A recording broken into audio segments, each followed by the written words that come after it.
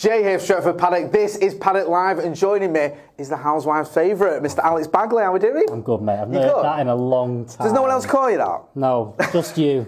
just you. That's it. No one else in the world. I should have given my in-laws a bit of a heads up. You're on tonight. They'll be gutted when they find out. Well, they should be watching anyway. Yeah. Do you know what, though, Baggies? You've come back on the channel because Joe Smith's probably knitting himself a hemp purse or something, or eating avocado or whatever it is that hipsters do. Yeah. And we've got nothing to talk about. No. Because now has been happening in the world of Manchester United. Nothing. No games have happened. No last-minute winners. No last-minute winners. No games coming up that are of any importance. No superstars dropped and then come out saying they're leaving. Yeah, there's no. That's what I mean. Yeah. There's just not the usual soap opera that you get with Manchester United. Well. So maybe we'll just talk about the cricket. Just as an aside, right? Can you believe the Scousers play Southampton again tonight? They play them 14 times a year. Don't they, right? Every time I see a Liverpool fixture, it's Liverpool versus Southampton. Because did they play them semi-final last year? Probably. So probably. That's 2 legs against the Championship team, they play them all the time, man. It does my head in anyway. Who cares about the Scousers? Yeah. We are going to be talking, obviously, about Mr. Marcus Rashford. Henry Winter getting the scoop with him. Yes, today we spoke to Henry Winter this morning, so we'll be getting a little bit into that. We'll also be talking about Alejandro Garnacho, because, disgruntled superstars like buses, you wait for one and two come along at once. So we're getting into that and a couple of other bits and pieces. Make sure, though, you are hitting like, share, and subscribe. Subscribe to the channel. We want to get to 700. No, we don't. We want to get to 800,000 subscribers. And with your support, yes, we can get there. Right, first of all, first things first, let's talk about Marcus Rashford and Henry Winter. So, a Rash Winter interview. I like it. Yeah? It's been done well, that. Why? It's a bit rash, was it not? Maybe. A rash winter. Yeah. It's in the winter. What is a rash? Well, right. Yeah, but what's a rash winter? Is not a rash in the winter? A rash. Right. So, what is the pun on, though? Maybe it needs a comma there. A rash winter interview.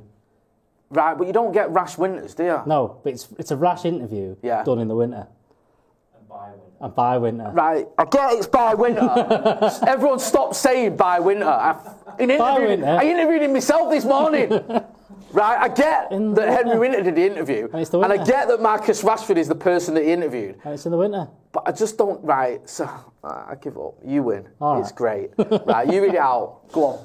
For me personally, so speaking with Henry Winter, Marcus Rashford explains his need to move on. For me personally, I think I'm ready for a new challenge and the next steps. All of his words were prefaced with respect for the club, which has been his home for almost 20 years. When I leave, it's going to be no hard feelings. You're not going to have any negative comments about Manchester United from me. That's me as a person. If I know what that situation is already, but I'm not going to make it worse. I've seen how other players have left in the past, and I don't want to be that person. When I leave, I'll make a statement. It'll be from me, from the heart, as he'll always be a Red. Yes, 100%, 100%. It's quite confusing at first when you read Henry Winter's post, which is fantastic. I'm having to dig at him, but there's a lot of Henry Winter's commentary, then the question, you have to look. I mean, he's put it all in quotations, so he's not confused anyone. And I spoke to Henry Winter this morning. He said that he spoke to Marcus Rashford for about, I think he said it was for about 7 or 8 minutes, which doesn't sound like a long time. But when I used to work in radio, right, they used to tell you when you interview someone in radio, you want around 3 minutes. If you get 3 minutes with someone, you've got enough there for some decent clips and a decent little back and forth for a two-way. So 8 minutes isn't too shabby. No. So to be chatting to someone who doesn't give a lot of interviews. No. I'm not just saying that because it's like, wow, but because, we've spoken to Henry Winter or whatever, but you get in the main point. Is he going to stay at United? He sort of went straight in with that, and he's going to move. And I asked Henry, I said, is there any ambiguity? Does it look like there could be a scope for, or maybe he didn't mean I want a new challenge elsewhere. Maybe he meant I want a new challenge at United under Amorim, which is what Amorim kind of alluded to in his press conference. Or, I know he was sort of not playing both sides of the fence, but he was saying, look, he can have a new challenge here. I don't think he was deluding himself that Marcus Rashford doesn't want to leave. But Henry Winter was pretty unequivocal. He said, look, his future lies elsewhere. I think his future lies elsewhere. And that's obviously what Marcus Rashford was getting at. Whatever you think of Marcus Rashford, whether you like him or you don't, he knows the media. He knows what he's doing. He knows if he says, I want a new challenge, how that is going to be perceived. One thing I was a bit annoyed with when me and Joe did a live yesterday, I spoke about the timing of it, and I said annoyed me a bit because we just beat Manchester City in the derby. He's been dropped, and his reaction is 2 days later, I want to leave. Yeah. The timing's not great. Henry Winter sort of pushed back on that, but explained it a little bit about this. He said it was a school trip that had been planned for months. Marcus went, I think he went to, is it Button Road or whatever it is? Yeah, but he's been doing that, apparently he's been doing that quite a lot. Yeah. I think he's been doing it like a monthly thing, going to some schools and stuff. Goes So to his schools, and it was sort of, arranged earlier. He was asked and he answered it. I mean, it's not ideal, but it's not the end of the world, I suppose. My main issue, really, with all of this is, where does this leave Marcus Rashford now, before he goes, if he does go? Because you've got a player on 300k a week, who the manager seems open to using, and he has played him. Let's not forget, before the Manchester derby, Marcus Rashford had played, I think he started against Ipswich, started against Everton. Scored some goals as well. Scored some goals. I think he's got 3 goals under Ruben Amorim, so it's not like he's set the world alight, but he's been given opportunities under this manager. Are you just going to go, look, it's almost like a Cristiano Ronaldo scenario, like we just need to get him out of the door. The only difference with Cristiano Ronaldo, there was like no real sell-on value. Marcus has a sell-on value. Yeah. The club are going to want that money. They're going to want to get the 40 million if that's what they're going to get for him in. So, what do you do with your Ruben Amorim now? Do you play him? Do you drop him? Do you put him in with the resis? I thought he was brilliant today, Amorim. Couldn't agree more. He's answered that question, bob on. And he does great at a press conference, Ruben Amorim. Yeah, and that is... The guy's just... the difference in... It's a masterclass with him. Backed Ten Hag for a long time, but the one thing Ten Hag didn't have was that about him, where he could spin something by a couple of comments today. And he did that bob on today, Amorim. He's left it open.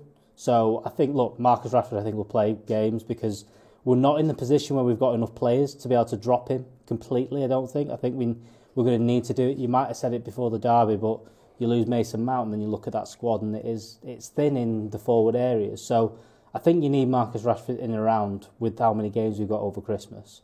You can't just bin him off. So I think he's going to try and keep him in the team. I think he'll try and spin it a bit where he's going to go, look, keep playing, get to January and then we can figure this out for where it's happened. Do you see him going in January? Because I know January is a window, but it's not usually a very productive window for clubs. I mean, maybe Marcus is the exception to the rule because if he's desperate to go and the club's desperate to get rid of him, clubs are looking for players that can score goals or are capable of causing, defensive problems, which he is. So they might look at it and go, you know what, Marcus Rashford, we need someone. We ain't going to get anyone else in January because most clubs won't sell you a player in January unless he's, a Volt Vegos to an Odin Nagalo or whatever. I'm not trying to take the piss out of them lads, but that's usually the calibre of player you get in January is someone who's not really wanted unless you spend big money. You could get Marcus Rashford here, maybe at a bit of a snip. It depends on the club won't rid of him. It depends on who wants him as well. I think this is the big thing. I think we'll go into this in a bit. There's where he's capable of doing it. You've seen reports today. I think PSG have distanced themselves. Outside of them, he's not going to Spain, is he? I don't think any of them clubs would take him right now. There was a rumour, wasn't there, that maybe Barca would be interested in him. But they're in, the financial situation they're in, and they've got the 75th lever of the. But there's something about they might not be able to play Dani Olmo after Christmas because of stuff. So there's things going. I don't see the Barcelona thing happening. I saw an article. We're not covering it tonight. It was somewhere else on the internet, and it just said like De Jong, Rashford swap, and I just think we need to get off this De Jong thing, man. It's done seriously. The manager who wanted to build his team around Frankie De Jong is gone. I think we need to forget about Frankie De Jong's had 14 injuries since. Yeah, then. He was getting booed the other week, Frankie De Jong. I know it's a bit erratic there. So yeah, it's where he goes. Does he see himself in Saudi? Does he see himself in the MLS? I'm not sure. Does his Premier League team take him? Because we probably said the same thing about Sancho towards the end of the summer, is that where does he go on a lot of money? Chelsea managed to take him on and has done well. Are they going to do that? Are you going to have... Would Arsenal take him on a loan to buy deal? Would United let them do that kind of thing? These are the only clubs that can afford Marcus Rashford. The thing is, right, and it's a big if, because we've said it so many times, if the issue for Marcus Rashford, the reason he looks like miserable and the reason that his form is so erratic is being at United, is even being in England and being in Manchester, and he went to a Barcelona or a Bayern Munich or a Napoli or wherever, and he got his mojo back, he could smash it in those leagues. Yeah. He really could. But I don't know if he has. If that is the issue. I don't think he could go there and just be the same as he's been for the last, year or so here, where he just doesn't look interested or doesn't look happy, I should say. So you don't know. Get involved in the chat in the comments. Before you do, I've just put a link in the chat as well, because one of my, a good pal of mine, is raising money for Defibrillator, a local football team, Winton Wanderers, which is actually my man's local team as well, but it's a different age group. They're raising money because one of the players of the girls under 11s team has been diagnosed with a heart condition. So they want to get a defib that they can use, and the other teams will be able to use it as well. There's a link in the chat. If you can go donate, appreciate it. There's a GoFundMe there. I think producer Ben's pinned it as well. Thank you. If you can help out, I know it's Christmas and everyone's like, saving up, but using money for prezzies or whatever. But if you can spare even just a couple of quid, I appreciate it. Let me get to some of the comments. Dan says, "How's Jay still awake? Isn't he 30 plus?" So, do you know what? That. I was up early as well doing interviews. I'm 30 plus as well. You're not 30. Yeah. No. You're not. All right. I think I'd know. Right. Adam Kenny says De Jong is over. I'll name this podcast later. It says, "What do you guys make of Amrim saying he wants to help Rashford and that we are a better team with him?" I mean, that's management just 101. Yeah, that's I think just it an is. Obvious thing. Do you remember when Ollie said we want Alexis Sanchez to come back? And then sold him about 4 days Yeah, later. like a manager would be quite foolhardy to say, that player I want to sell who's on loads of money, he's shit and he can go. And this is the thing as well, with the way it's kind of been reported the past few days about the changing culture and all this. The last 3 managers have tried a changing culture. Like we've ignored the fact that you mentioned there, Ollie got rid of Sanchez, Lukaku instantly when he walked in the door because they were on too much money and they weren't performing and they weren't a good positive environment around the place. Ten Hag got rid of Sancho, Ronaldo just instantly because they didn't like how things were. This isn't new, but the thing is, if we got rid of Marcus Rashford in January, in the summer, whatever, we have to replace him because he's still our second top scorer. He's still one of the better players in the squad. He's still on a lot of money. And we can't do what we've done the last few times, which is get rid of Ronaldo and put Weghorst in to replace him, or get rid of Lukaku and go, Martial, he'll play 30 games, he's fit enough to do that, and then him not for the next 3 years. Yeah. Like, it feels like this happens all the time, and we just don't replace the players that we do to get rid of the cultural reset. And all of a sudden, we make our squad worse by getting rid of these players. So, look, I think they have to make a decision with it. Where he goes is a big question. I don't see an option at the minute, but like I said, I didn't see an option for Sancho, and then Chelsea came in. Something like that could happen, but I feel like United are going to lose money on him. So it's in the grand scheme of things where he's on a lot of money now, they're going to have to pay him off, I'm sure, in some kind of capacity. So I don't know how they kind of figure this out in the next 6 to 12 months. I still want him to figure it out and play. I still feel like there's something that could happen there, but like you said, it's been 18 months now. He doesn't look happy. Whether that's a Marcus Rashford problem, a Man United problem, an environment problem, whatever it isn't right. They need to figure it out in some way or shape or form. And Marcus Rashford needs to be happy. If that means he has to leave, it's the right thing to do, isn't it? He's not so far as we know, he's not in the travelling squad for tomorrow. Right. Garnacho is. We'll get to Garnacho in a minute. Yeah. But from what we gather, Marcus isn't now. There was reports that he left training with a temperature or something yesterday or the day before. I don't know if that's had any bearing on this. I don't know. We don't even know for 100% if he's not going to be in the Spurs squad. Yeah. We just know that he wasn't in the travelling squad. I don't know. So I don't know if that... Well, because they've all got the train down. Yeah, so usually that does mean, unless there's special, I've got to make special travel arrangements. Yeah. So I would be surprised if he is in the squad for the Spurs game. Yeah. But we don't know the reasons. Again, I'm guessing Ruben Amorim is going to be asked about it. Why isn't Marcus Rashford here? And I wonder what he'll have to say because I haven't got a clue. Graham Sharkey, who's been a member of the first team for 18 months. As a journo yourself, can you touch on the commercial decision by HW to not publish such a coup in a paid outlet? Reads like Alistair Campbell-esque spin. I don't think it is spin. And I think that what Henry Winter did, I quite admire. He posted it on his own platform on Twitter, on X. You're right. He could have sold that. He could have, gone to any of the numerous outlets that he knows and some of whom he's worked for and said, look, I've got a coup here, I've got a story, a scoop, the interview with Marcus, papers would have paid through the nose for that. But he's just obviously gone, look, here's what was said, here's my interpretation of it, here's how we did the interview, where we did it and what was going on. I think it read quite well, as all of Henry's articles do. and he just sort of put it out there. And Henry's like, no, he's not at times anymore. He's not someone I think who is, you know, desperate for a few grand or whatever that he might get off, you know, a tabloid who want to splash it all over their front page. I think he just wanted to get that interview because he could get access to Marcus. He wanted to have a conversation with him. He had a good conversation with him. He's put it out there, and he's allowed everyone to make their own judgment on it. And it's been pretty obvious that, you know, what he said is accurate and what he said has been honest, because there's not been any. He told the club he was going out. The club knew he was going to speak to Max. I think that they knew he was there and what was going on. He told the club what had been said and that he was going to post it, and the club didn't push back on it. Marcus obviously knew what he'd said with his own mouth, so there wasn't any like he was going to say, why have you published my words? So I just think it was Henry Winter's way of doing things, and I think when you've got to Henry Winter's level, you're able to do that. I think if you were a bit lower down the food chain, you'd have been on the phone to an editor going, look, I've got something here that's worth 30, 40, 50 grand or whatever. Can we, you know, hold the front page? That's your front page or whatever.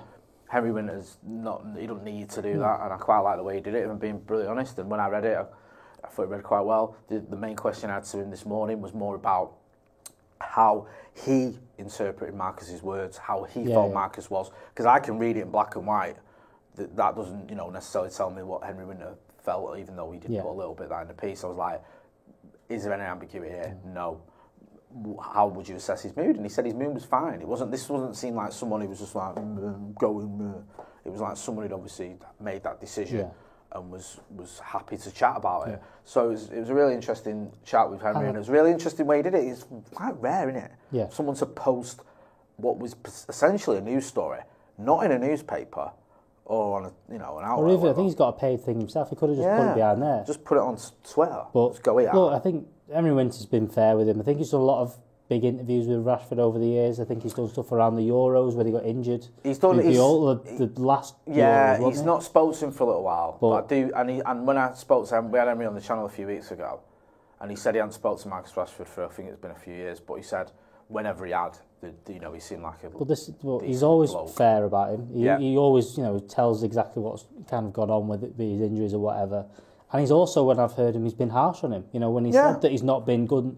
He's not one of those journalists that has only written good things about Marcus Rashford. No, he hasn't. And that's why that he's picked him. I think he's picked him because he's been honest about what Marcus says. I think that's why he's agreed to do the interview. 100%. And I think that's what it is. Like I said, he's been harsh on him. I've seen him say he's not been good enough. He's not working hard enough. He's not tracking back. He's not doing these things.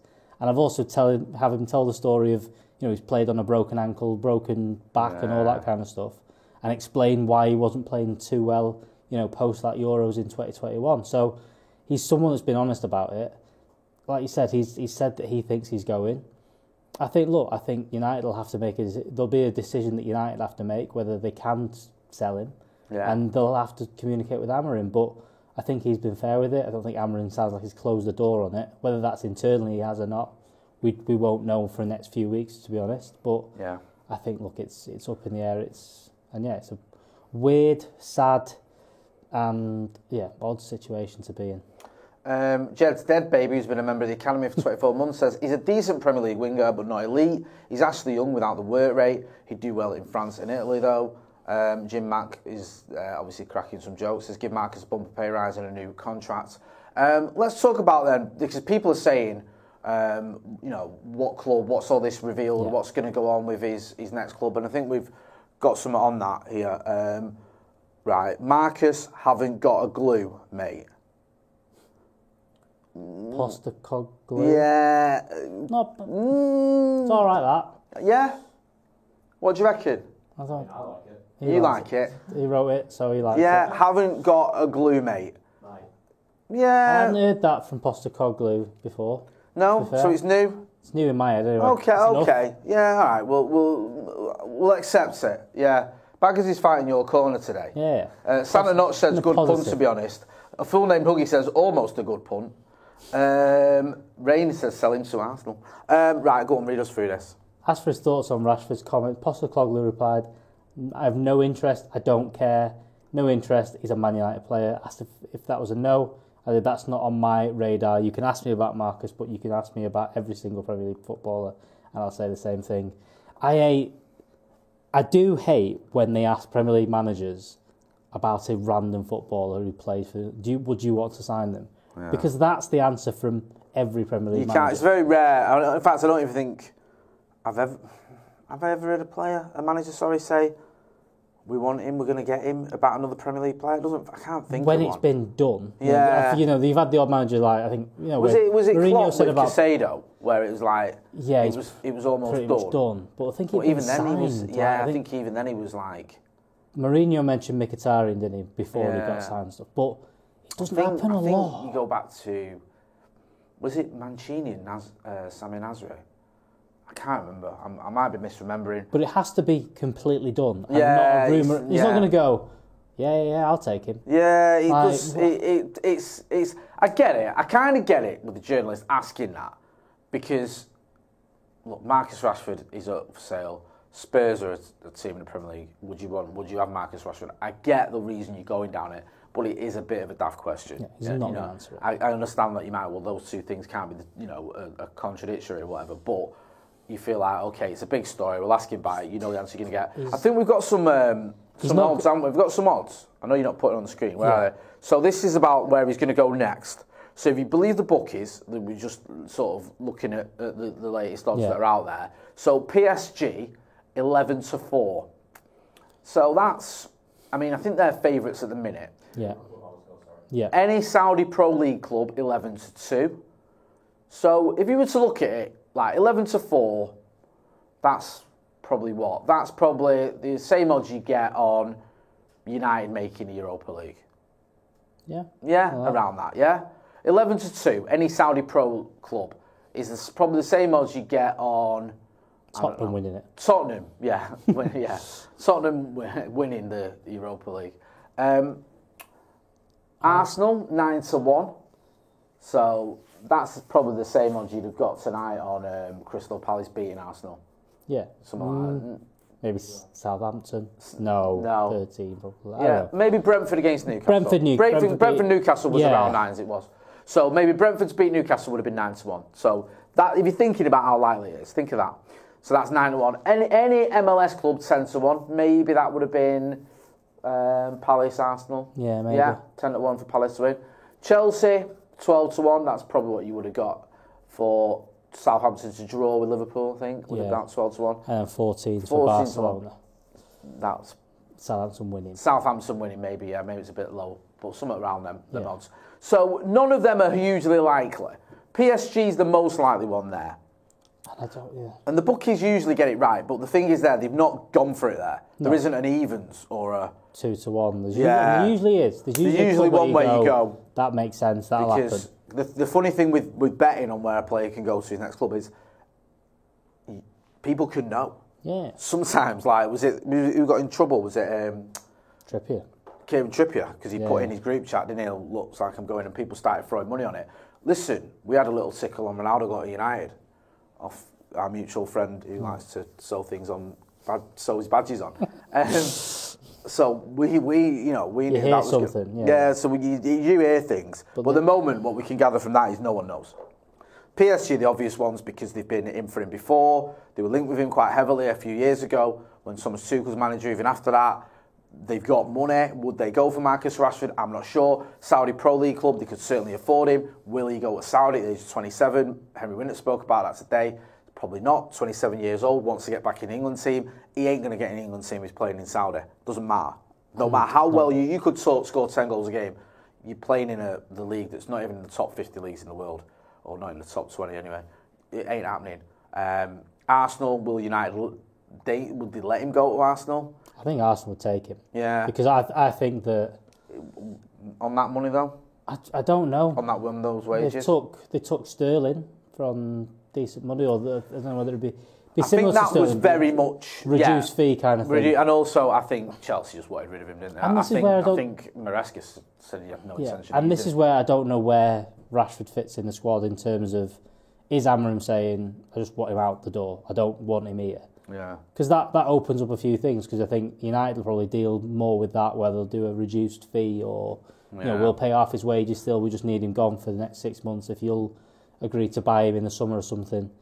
But I just don't know whether that's the case yet. And I'm not sure that's the right thing to do, because like I said, does that help us much in January if we get half of his wages off? Does that mean we can go and sign the replacement of him? Probably not. Yeah. And so does that make us a better team? Because we do this all the time, where you let players go and go, oh, that was a good deal. At least we've got them out the door. Then you go, well, we've now not got a player. We've got rid of Sancho this summer. We didn't really get any other winger to fill that gap. Got rid of McTominay, and you went, well, we could have probably done with someone that can score a few goals for us at the minute. I'm not saying they're bad deals, that they shouldn't be sold nor that, but you should have. We need to do it where we can get a player in, because United need goals. He's our second top goal scorer, and the other guy we talked about, our top goal scorer. You can't let both of them go. That's 15 goals. We've only scored about 30 this year. Yeah. You can't let 15 goals walk out when you can't score goals. You need those replacements to come in. So it's going to be an interesting one if he does go in January. No, I agree. I agree with everything you said there. What have we got next?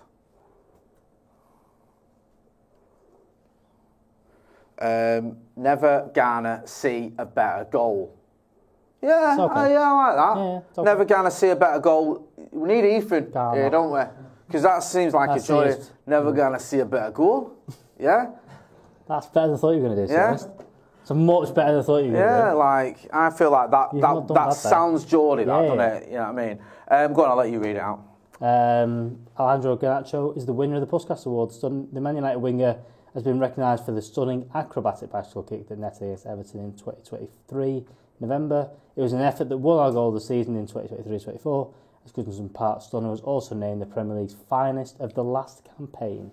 Now it's officially been deemed the best strike scored anywhere in the world during the qualifying period, August 23 to August 24, with the announcements made by Alessandro Del Piero at the Best FIFA Football Award ceremony in Doha, Qatar. It was some goal, wasn't it? Yeah, it is. Oh, sorry, we've got some just breaking news. Sorry, Harvey, I've just seen it now. You sent it me 10 minutes ago.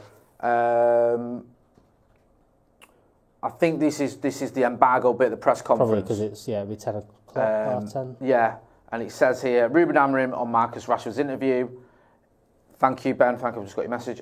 If this was me, probably I would speak with the manager, but guys, let's focus on Tottenham.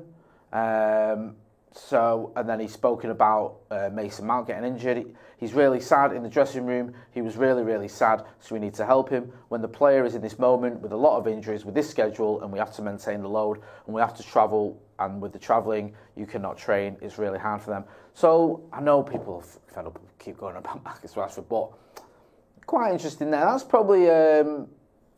It's different to what he said, because the first quotes that came out, he was a bit positive about it, or he spun it in quite a positive way.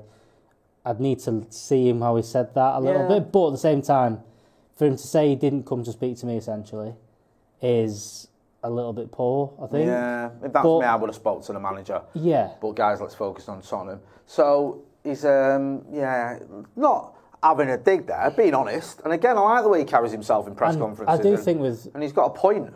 Just going back to the Mark stuff, I know we're not to talk too much. Yeah. There was a lot of news came out in the 24, 48 hours after the derby about his professionalism and things like that. So I do feel like the only way Marcus was going to go against, get ahead of that was to speak in some way, shape or form. And I think an interview with a journalist is better than a note on Instagram, say, that he could have done, that people have done in the past. Yeah. So I do kind of get why he did speak about it, because there was a lot of horrible kind of articles coming out about him saying how bad he was professional and all this kind of stuff, and whether that's true or not, I don't know. He needed to say something. But yeah, it doesn't sound like Amorim's too happy with him. No. And let's wait. I said let's wait and see. We'll see. I think we'll find out by the Bournemouth game.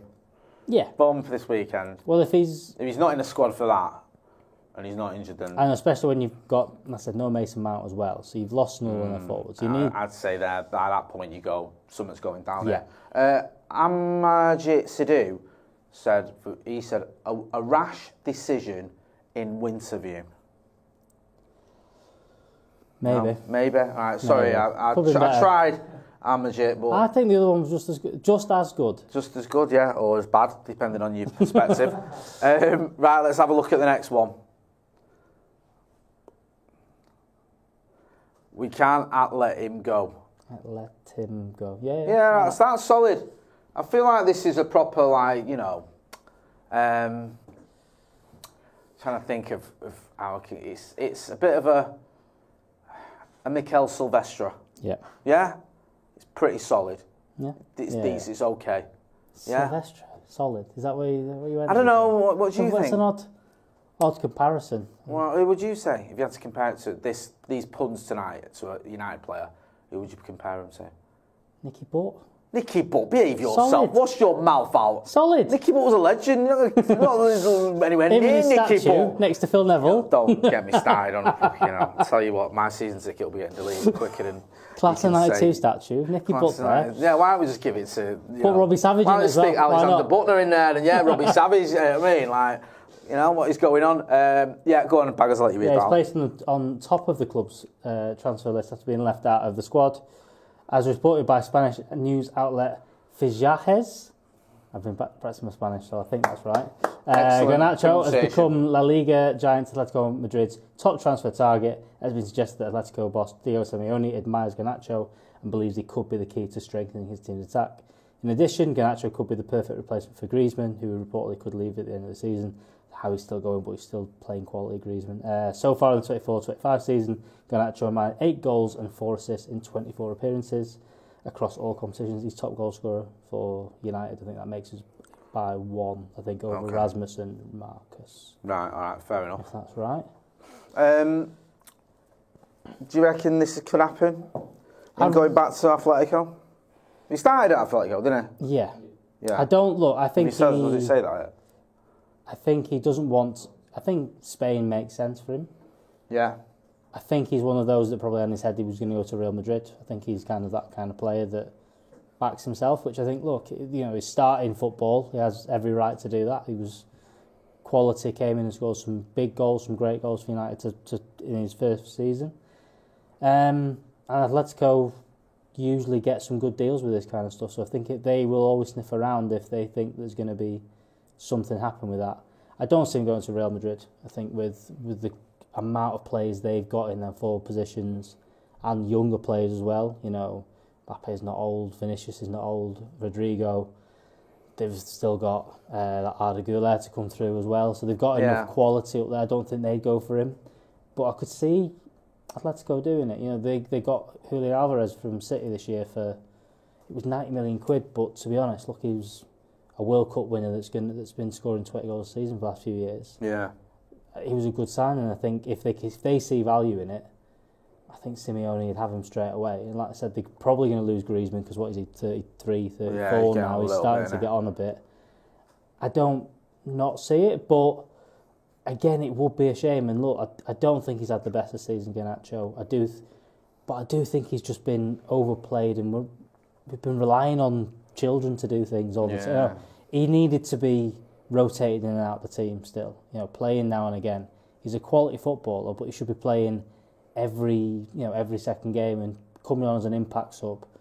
And there is this question mark with Amorim coming in. Does he fit as a wing back? Probably not.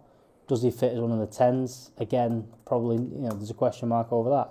So where he fits in is one of the big questions. And yeah, he's another one that could potentially get us some good transfer fee, I think, if we did end up selling him. But he's another one that would be disappointed if we didn't let go or let go at the right time. He's one of those that we should sell at top rather than we've dropped him and we're going to just get whatever we can for him. He's a player we should have, if you're going to cash in, which you've done it, you know, his last summer, but it felt like he was being built around last summer. Yeah. And now he's getting dropped out of the team and I just don't see it. I don't see it happen too quickly. I think with the right coaching, you can get more out of Garnacho. I think if the Ruben Amorim can get hold of him and go, look, you know, this is what I want you to do. You've got to start getting your head up more. You've got to start giving the ball a bit more. You've got to start playing to your strength. You've got to track back. You have got to do the little bit of these other things that you're not doing as much of. You can mould this player still, but we'll have to wait and see whether that happens and whether the manager can even. He thinks he's got the time and energy to do that, and whether he responds to it. I'm not saying it'll definitely happen, but I think the raw talent is there, the energy is there. It's just, can he be moulded? I've got some more quotes on here. Ruben Amorim on Alejandro Garnacho's response to not being in the Manchester City squad, or the squad for the City game. Really good, trained really well, he was a little bit upset with me, and that is perfect. I was happy because I will do the same, and he is ready for this game. So he's back. It sounds like he's back in the squad. We saw him, didn't we? We had him on the thumbnail and his hat and everything. Yeah. So it looks like he's responded. We don't know what the situation is with Marcus Rashford. It doesn't look like he's in the squad. We don't know if that's because he's just not having it, or he's injured, or he's ill because he apparently got sent home from training with temperature. I don't know. We will find out because I guarantee you that Ruben Amorim will be asked about it ahead of the game, probably pitch side or whatever, when he does his next interview. Make sure you hit that like button, please, people. Right, we've got, how many more stories have we got?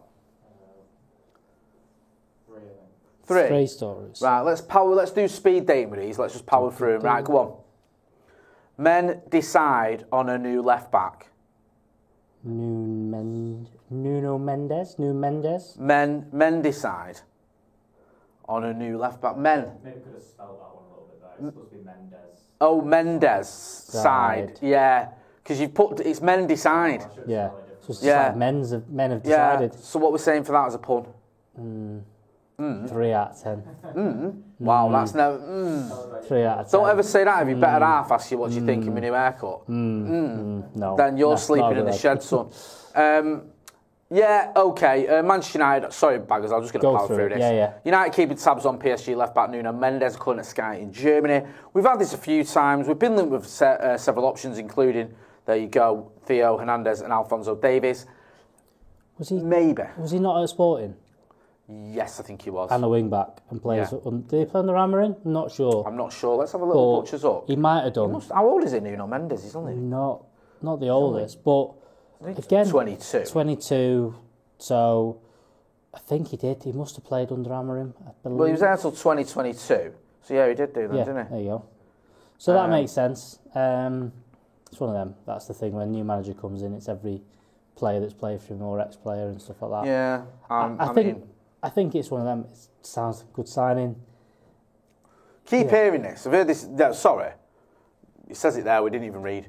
He was handed his first team debut at Sporting by current United boss Ruben Amorim. There you go. So it's it's going to be the same as when Erik ten Hag was linked with every Dutch player. Although to be fair, we did buy him all. Go on. We'll move on from this then. We'll see what happens. One to keep an eye on. You having him? Yes, if the manager wants him. Sign 22 years old. Manager wants him. I trust Ruben Amorim. He knows what he's doing. Cunha, I believe he's done that. Cunha. Mateus Cunha drops massive Man United transfer hint as major Wolves decision confirmed. Cunha had a very strong relationship with O'Neill, so this is obviously Gary O'Neill's been sacked, and obviously he's in good form as well, even though he, like the rest of the Wolves squad, he's lost his mind over the last few weeks. And talk of United transfers emerged with the man himself furthering these rumours on social media in a post on Instagram earlier this month where he celebrated being crowned Wolves Player of the Month for November. It's since been discovered that Cunha has liked a comment saying Manchester United soon. So he's liked it, hasn't he? Great. That means he's there. Do you know what? May as he's well. basically starting against Spurs. Yeah. Like, he is a United player now. That is it. He plays for Manchester United Football Club because he liked to post saying Manchester United soon. I did think he'd be good. Thought we'd be linked with him. Yeah. I just thought he's a good player for lower down the league. Wolves look a bit all over the place. Could probably do with some funds in January to buy some defenders because they can't do that at the minute. So I think it wouldn't be a bad option. Wouldn't be the worst option. Is he the best player we could get? It's one of those. If you could get a good deal on him, then he's another one you could bring in. He can obviously do it in the Premier League because he's been doing it for Wolves and looks sharp. He's good against us, wasn't he? He does worry me that he's another one of the players that seems to get a lot of chances and miss loads of them. It seems like when I've watched him, but I do think he's 25 as well. You know, I didn't realise he was. I do think he's got a bit about him physicality-wise, which we were missing. He can carry the ball. He's strong. He can run, which a lot.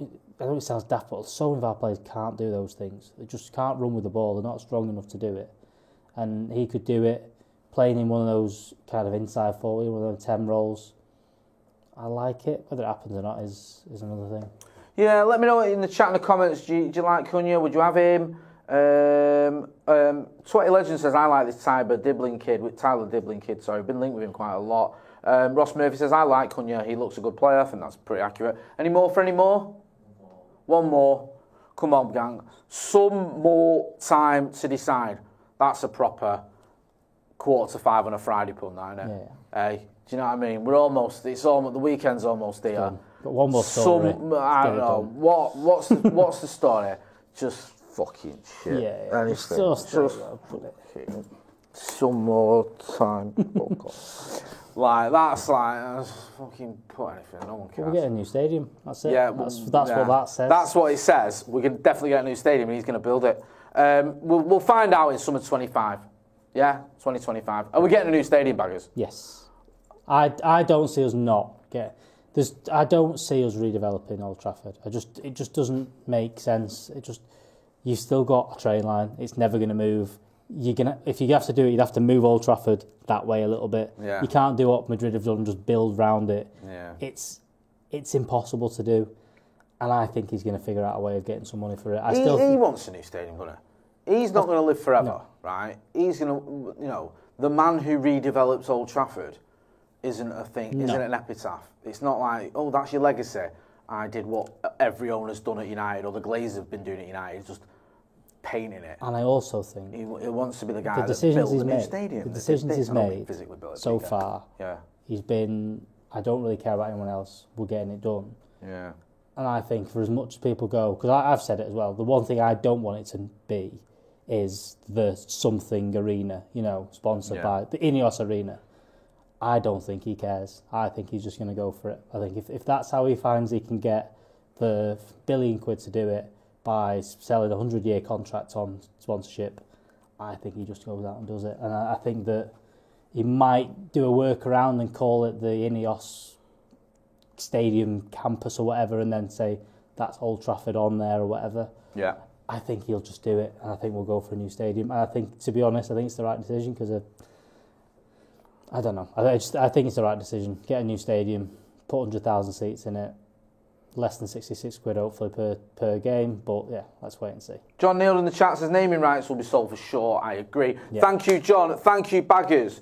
Have you got anything to plug? What you're doing? Talk to the people and let them know. We've got some stuff where I work called Sporty TV. So we've got a few good interviews on there if you want to check it out. We've had Adam Luckman on before he won African Player of the Year. So if you want to go and check that out. Sporting TV. Sporty TV. Sporty TV. Sporty TV. We've had Victor Boniface on this year on there.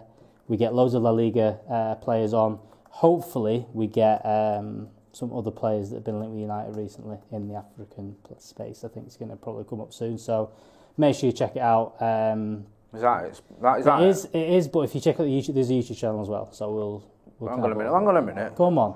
Find the YouTube channel, put it in the chat. Go and Loads check of good out stuff on there. The Housewives so that's favourite the one. there. Go and check stick that a link out. in the chat. The live show's dead good. The presenters are dead good in there. It's not me, but there is some good people. What do you mean it's not you? I've been moved. I'm too busy. Stretford Paddock Too busy. alumni. You're part of the busy gallivanting. The old school Paddock. We were talking about it one day about you. We were talking about, I think it was you and Steve's Tranmere review, was it, for Full-Time Devils? Oh, leathered. Do you know what? I said to Stephen Howson when I was at Full-Time Devils, send me a Tranmere review. He said, can I have 14 people on it? And He went, it was him and Baggers, right, waffling to each other. Neither of them remembered the score. Neither of them remembered the scorers. There was 6 goals. Yeah, at one point you went, didn't Harry Maguire score? He was...